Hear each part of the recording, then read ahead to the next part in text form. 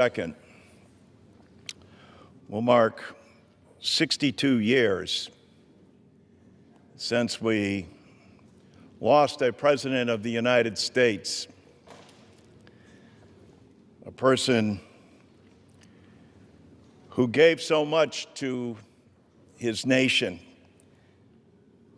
an individual who was taken from us in the summer of his years.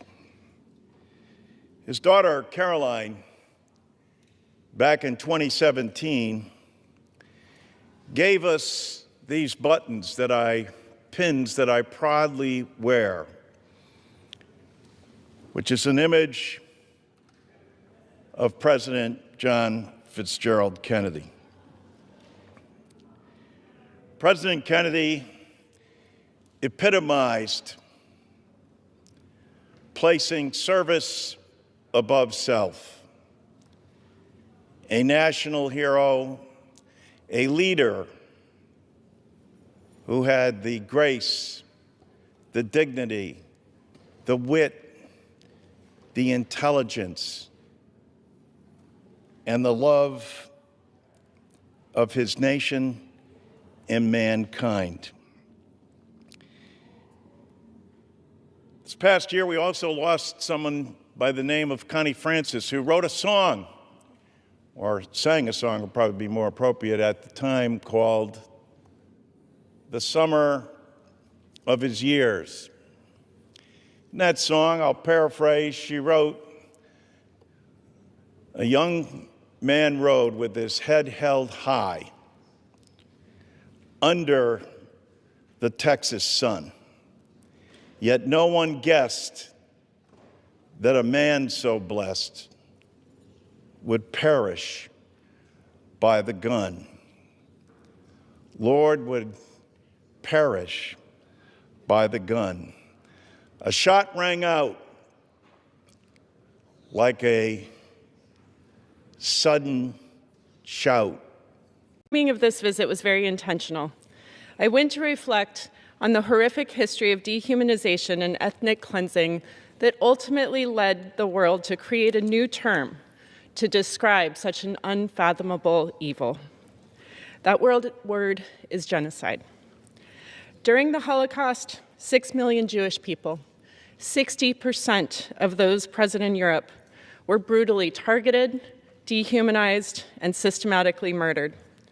It is a crime that people, communities, and nations were aware of, and yet did little to nothing to stop the atrocities until it was far too late. After the Holocaust, the international community made a commitment that such evil can never happen again to any people, anywhere. Never again, they said. That is why I recently signed on to a resolution recognizing Israel's actions in Gaza, led by the Netanyahu government, as a genocide. I joined this resolution with a heavy heart. I understand the pain and the history of the word, and I signed on with the utmost respect for the Jewish people, especially those in my community, who may feel abandoned or deeply harmed by my action. I will also be crystal clear that my criticizing the policies and actions of the Netanyahu government does not detract from my steadfast opposition to anti-Semitism and my persistent support for our Jewish neighbors.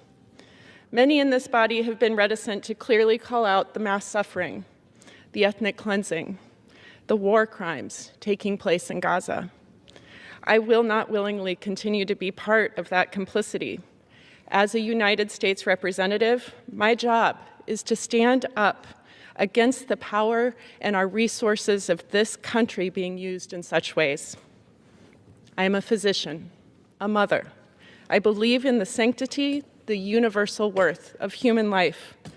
That belief does not change based on who you are or where you live. Each of our lives has innate, incalculable value. Our shared humanity must be recognized and preserved, or we run the risk of rationalizing, accepting acts of cruelty